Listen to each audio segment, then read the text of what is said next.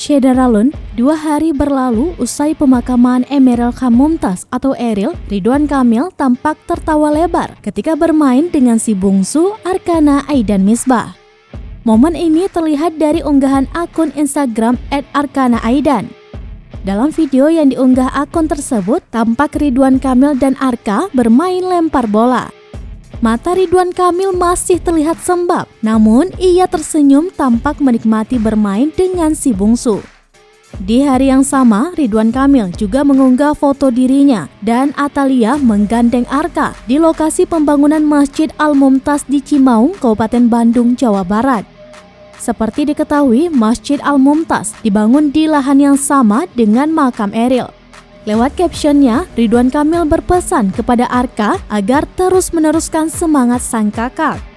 Ridwan Kamil berjanji, ia dan Atalia akan mencintai Arka sebagaimana mereka mencintai Eril.